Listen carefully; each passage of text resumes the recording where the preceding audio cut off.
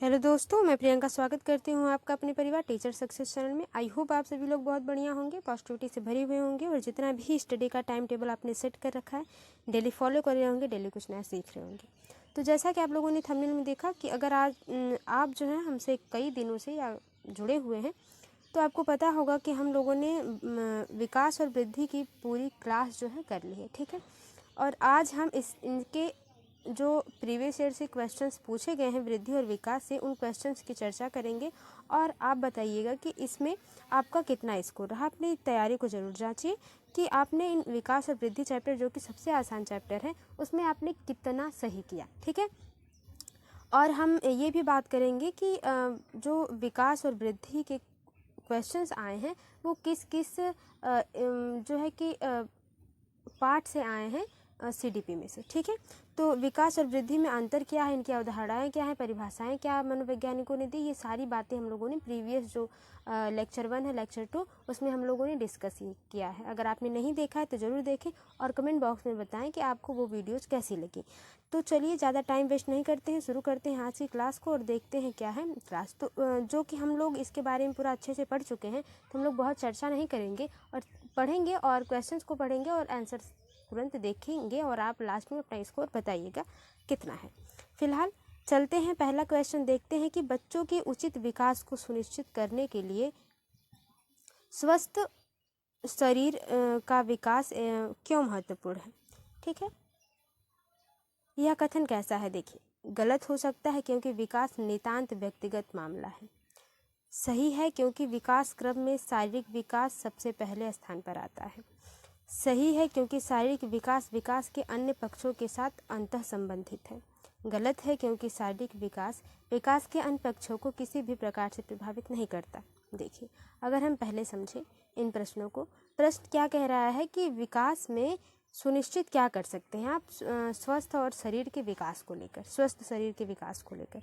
तो शारीरिक विकास के बारे में पूछा है डेवलपमेंट में, ठीक है, फिजिकल डेवलपमेंट पूछा है। तो क्या ये गलत है कि सही है? देखिए, अच्छा विकास, चाहे वो मानसिक विकास हो या शारीरिक विकास हो, दोनों में महत्वपूर्ण है। तो देखिए, पहले अगर क्वेश्चन को हम देखें, गलत हो सकता है क्योंकि विकास नितांत व्यक्तिगत है। पूरी तरह से विकास व्यक्तिगत नहीं है, ठीक है। विकास व्यक्तिगत नहीं है। एक तरफ से आप कह सकते हैं कि व्यक्तिगत विभिन्नता होती है, सबके में व्यवहार और कुछ जो अनुवांशिक गुण होते हैं वो अलग अलग होते हैं सभी लोगों में ना। किसी का व्यवहार, किसी का चेहरा और किसी का भी शारीरिक बोलचाल हुआ या शारीरिक ढांचा हुआ, वो पूरी तरह से नहीं मिलता है। लेकिन विकास ये निश्चित करता है कि जन्म के बाद ही बच्चा 2 वर्ष का होगा। ऐसा नहीं है कि बच्चा गर्भावस्था में ही 2 वर्ष का हो गया, ऐसा नहीं है। ये निश्चित है कि गर्भावस्था 9 महीने की होती है ना। ये निश्चित है कि शैशवावस्था में बच्चा जन्म से 2 वर्ष का होता है, ठीक है। ये निश्चित है कि शैशवावस्था के बाद ही बाल्यावस्था आएगी और बाल्यावस्था के बाद ही किशोरावस्था आएगी। तो कुछ चीज़ें जो हैं वो निश्चित हैं, ठीक है। तो ये पूरा नितांत कह दिया गया पूरी तरह से व्यक्तिगत है, तो ये उतना सही ऑप्शन नहीं होगा। सही है क्योंकि विकास, देखिए सही तो है, लेकिन अब ये क्या कह रहा है, क्योंकि विकास क्रम में शारीरिक विकास सबसे पहले स्थान पर आता है। क्या मानसिक विकास नहीं होता? बच्चा गर्भावस्था में होता है तो क्या उसके मानसिक विकास नहीं होता? सिर्फ शारीरिक विकास तो होता नहीं है। मान लीजिए अगर बच्चा छोटा है, शैशवावस्था में है, यानी कि जन्म से 2 वर्ष में है, तो क्या उसमें सिर्फ शारीरिक विकास ही होता है? मानसिक विकास भी तो होता है। तभी तो बच्चा आगे चल के चीज़ों को कंट्रोल करना सीखता है, हाथ से कुछ बोल चाल, कुछ टूटी फूटी भाषा अपना शुरू करता है बोलना। तो मानसिक विकास भी होता है, केवल शारीरिक विकास कहना गलत होगा। सही है क्योंकि शारीरिक विकास विकास के अन्य पक्षों के साथ अंतः संबंधित है। तीसरा ऑप्शन सबसे सही होगा इसमें, क्योंकि ये इन्वॉल्व है कि अन्य पक्षों को भी विकास में, शारीरिक विकास में शामिल किया जाता है। तो इस प्रकार से आप क्वेश्चंस को सॉल्व करेंगे तो सही होगा। चौथा क्वेश्चन अगर समझ लिया जाए ऑप्शन, तो गलत है क्योंकि शारीरिक विकास विकास के अन्य पक्षों को किसी भी प्रकार से प्रभावित नहीं करता। क्यों नहीं प्रभावित करता है? तीसरा ऑप्शन बिल्कुल आपका सही हो जाएगा। कौन सा ऑप्शन? तीसरा वाला। आगे देखते हैं अगला क्वेश्चन। अगला क्वेश्चन है, विकास शुरू होता है कब से? उत्तर बाल्यावस्था से, प्रसव पूर्व अवस्था से, शैशवावस्था से या पूर्व बाल्यावस्था से? प्रसव पूर्व अवस्था को ही गर्भावस्था कहते हैं। और आपको मैंने जब लेक्चर बताया था लेक्चर 1 में ही, तो वहाँ पर हमने समझा था विकास की अवधारणा में कि जो बच्चों का विकास है वो गर्भावस्था से ही शुरू हो जाता है। ये सारे प्रीवियस ईयर क्वेश्चंस हैं, अगर आप इनको सही कर पा रहे हैं तो बेस्ट ऑफ लक, आप बढ़िया कर पा रहे हैं। दूसरा ऑप्शन सही है।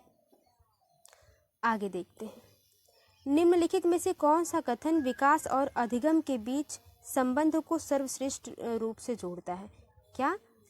डेवलपमेंट और लर्निंग की बात कही गई है। हमने अधिगम के बारे में भी पढ़ा था, विकास में थोड़ा सा टॉपिक अधिगम का आता है। जो अधिगम और अर्जन है वो तो एक अलग चैप्टर है, मैंने उस टाइम लेक्चर लेते हुए भी बताया है, लेकिन यहाँ पे विकास के बारे में थोड़ा सा पढ़ाया गया है, समझाया गया है विकास को पढ़ाते समय। क्यों? क्योंकि आप विकास और वृद्धि को अधिगम से जोड़कर सीख सकें, इसीलिए। इसमें क्या सबसे सर्वश्रेष्ठ होगा?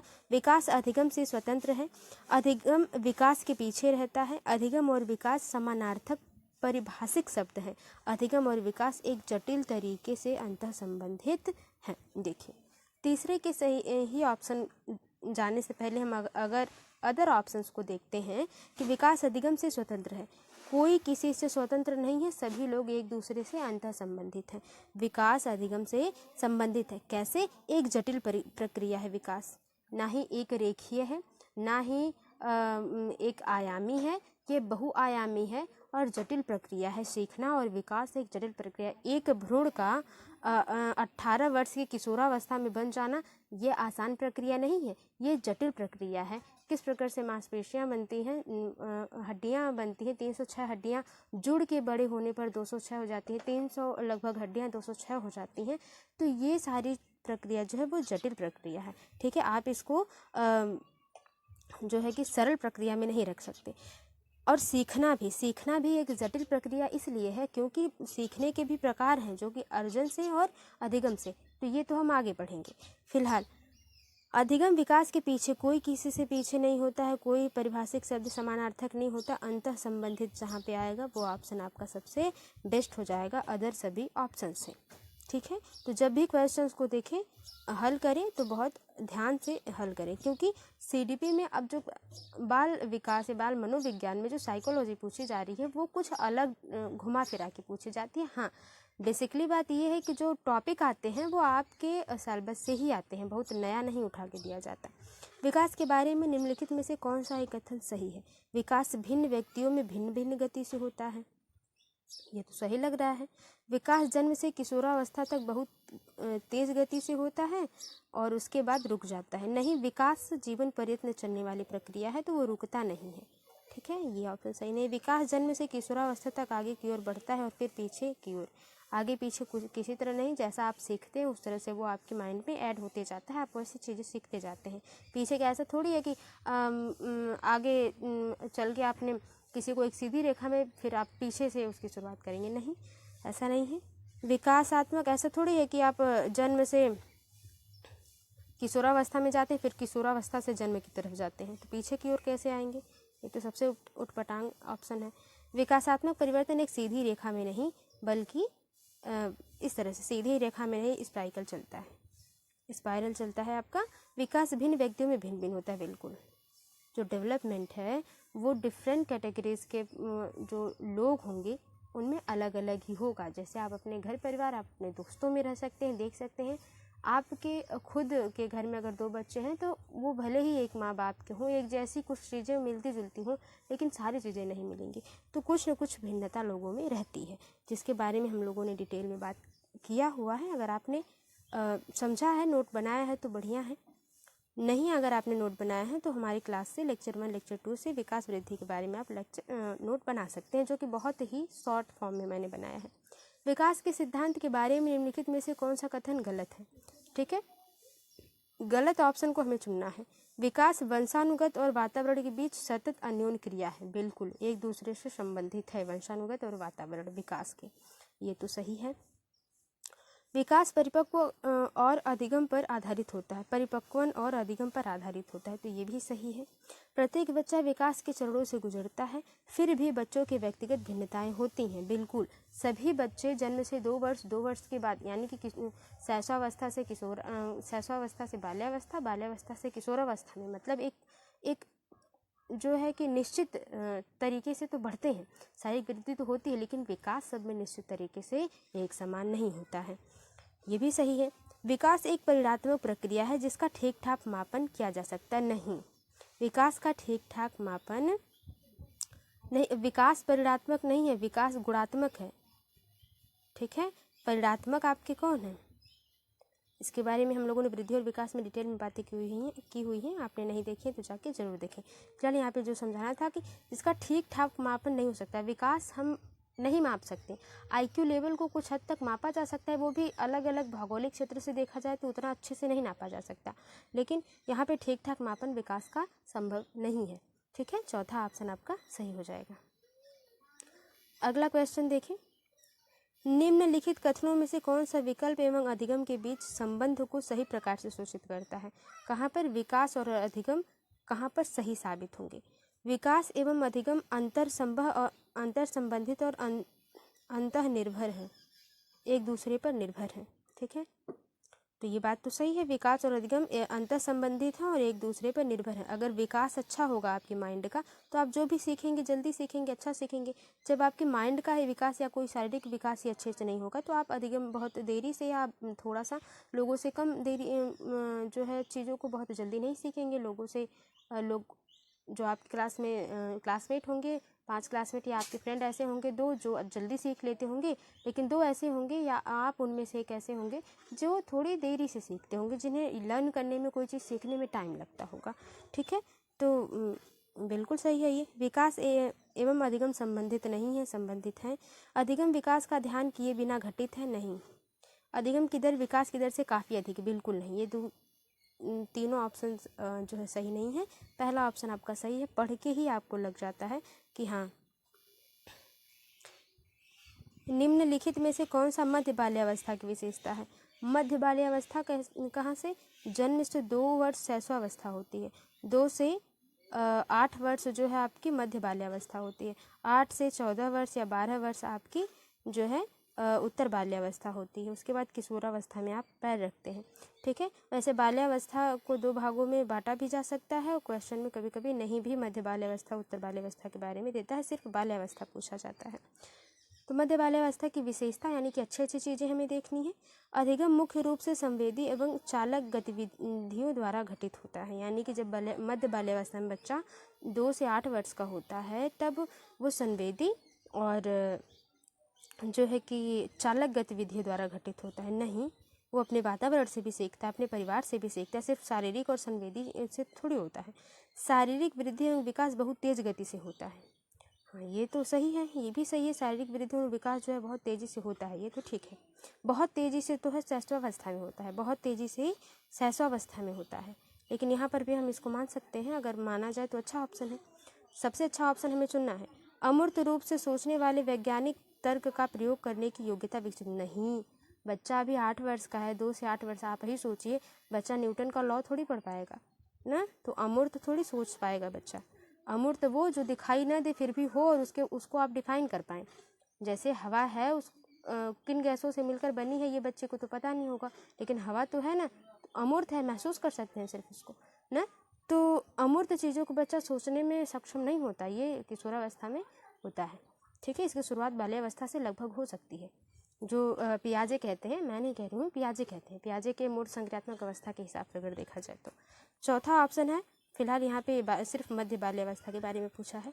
बच्चे तार्किक एवं मूर्त रूप से सोचना, बिल्कुल जो सामने होता है उसके बारे में सोचना समझना चालू कर देते हैं बच्चे, यानी कि 2 + 2 तो बच्चे काउंट करके 4 लिख देंगे ना, 2 × 2 = 4, मतलब ये बच्चे थोड़ा सा अंतर इसमें स्पष्ट कर पाएंगे। तो जो चीज़ें सामने दिखाई देती हैं थोड़ा सा तर्क वितर्क, चौथा ऑप्शन आपका बिल्कुल सही हो जाएगा। बाल्यावस्था की अवधि में विकास क्या है?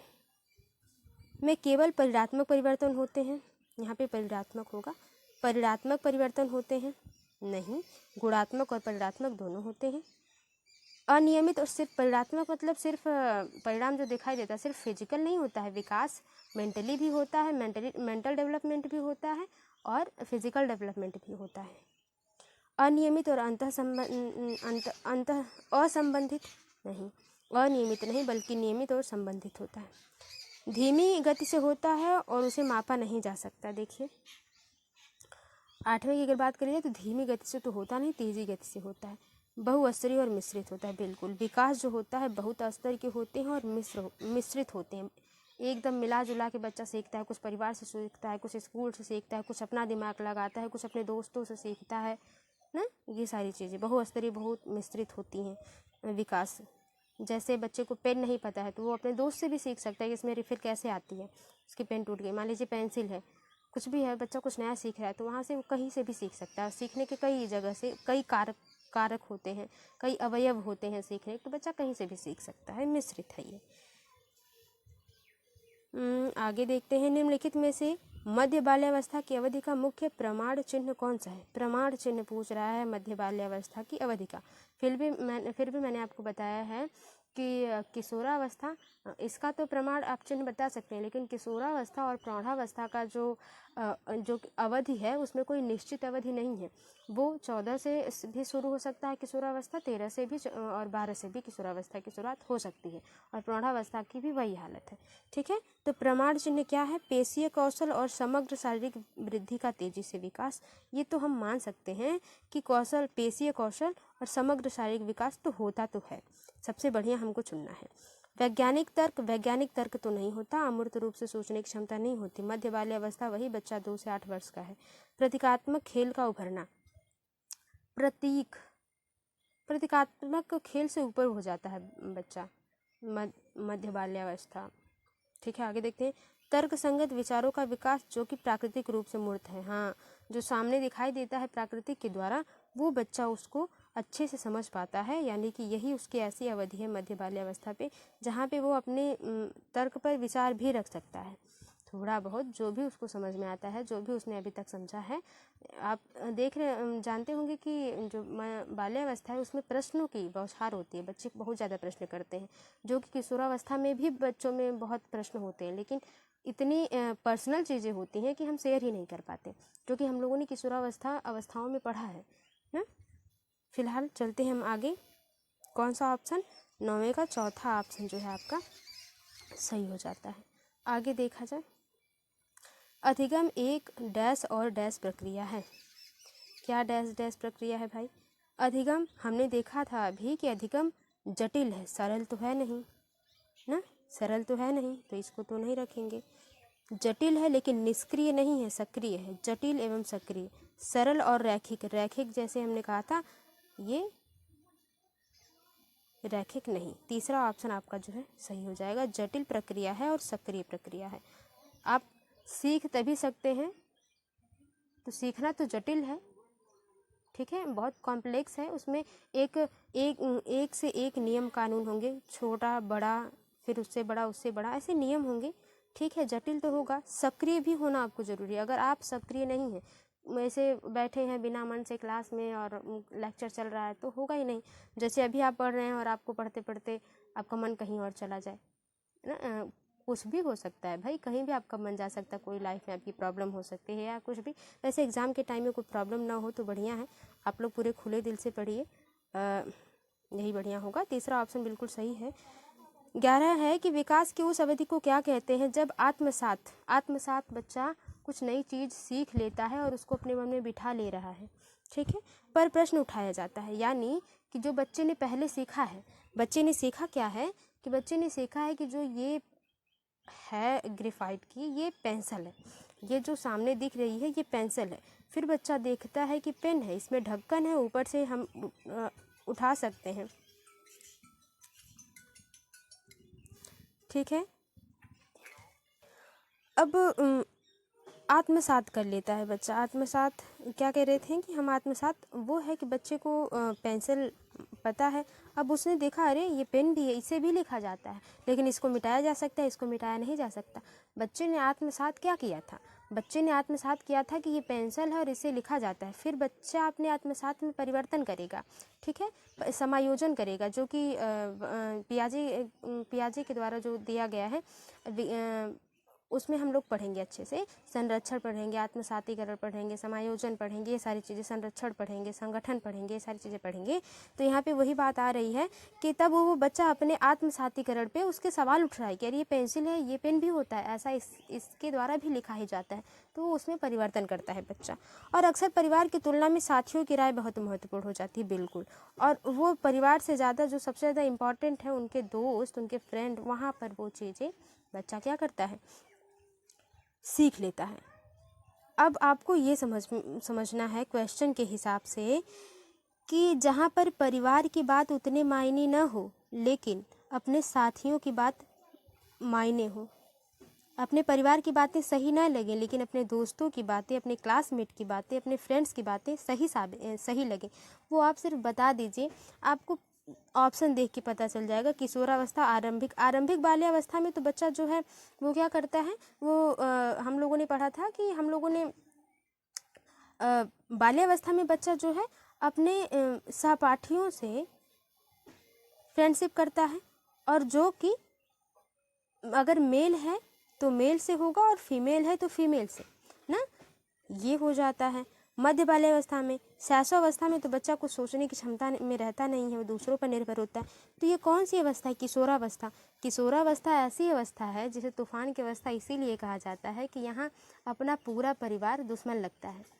और जितने भी किशोर अवस्था के किशोर या किशोरी होंगे, अगर शायरी लिखते होंगे तो आप उनकी डायरी पढ़िएगा कभी, वो अपनों पर इतनी ज़्यादा शायरी लिखेंगे कि आपको देख के लगेगा कि दुनिया का सबसे बड़ा दुख बेचारे इसी पे है।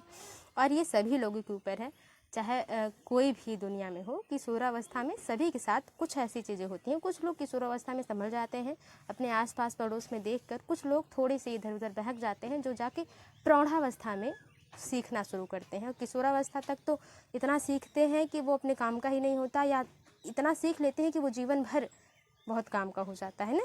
तो ये जो है कि क्वेश्चन से आप समझ गए होंगे कि किस अवस्था की बात हो रही है। यहाँ परिवार को हम किशोरावस्था में परिवार को कुछ नहीं माना जाता, बल्कि साथी ही सब कुछ होते हैं, ठीक है। किशोरावस्था सही ऑप्शन हो जाएगा। फिलहाल देखते हैं विकास की कौन सी अवस्था में निम्न लक्षण समाहित हैं। किसमें, स्वतंत्रता की स्थापना, जहाँ पर बच्चा स्वतंत्र होकर खुद अकेले, मुझे डिस्टर्ब मत करो, मेरा इस टाइम जो भी है ठीक नहीं चल रहा है ना। अस्मिता का विकास, अमूर्त चिंतन किस में होगा, उत्तर बाल्यावस्था में होगा। उत्तर बाल्यावस्था आप समझ रहे हैं, बच्चा 8 से 12 वर्ष का है, तो उसमें अमूर्त चिंतन तो होगा नहीं। मध्य बाल्यावस्था में होगा नहीं, पूर्व बाल्यावस्था में भी नहीं होगा। बचा आपका किशोरावस्था। किशोरावस्था में स्वतंत्रता स्थापना, कि मैं अब बड़ा हो गया हूँ, मुझे मोबाइल चाहिए, मुझे क्या है कि मुझे पढ़ना है, और वो सभी जानते हैं कि उसका यूज़ कहाँ कहाँ हो सकता है ना, होगा। अस्मिता का विकास होगा, बिल्कुल अहम की भावना होती है कि मुझे अच्छा करना है, बेहतर करना है, लेकिन इतने रास्ते हो जाते हैं कि किशोरावस्था में भटकना पड़ जाता है सबको ना। और अमूर्त चिंतन तो है ही किशोरावस्था में, जो कि 18 वर्ष तक होती है, 12 से 18 वर्ष। तो किशोरावस्था में अमूर्त चिंतन तो हो ही जाएगा। किशोरावस्था में आप जाते हैं तभी तो हाई स्कूल इंटर में जाते हैं, और वहाँ आप न्यूटन के लॉ पढ़ना शुरू करते हैं। दूसरा ऑप्शन आपका सही हो जाएगा। 13वें की बात कर ली जाए, किशोरों को कक्षा में चर्चा और बहस के लिए ढेर सारे मौके प्रदान करने चाहिए। सही बात है। सहयोगात्मक अधिगम अर्थ के निष्कर्ष और विभिन्न विचारों को साझा करने का अवसर देता है। बिल्कुल, जब हम साथ में बहस करते हैं किसी चीज़ को, तो उसका बहुत बहुत अलग अलग विचार आते हैं, अलग अलग निष्कर्ष आते हैं, जिससे हम सही निष्कर्ष पर पहुंचते हैं, ठीक है।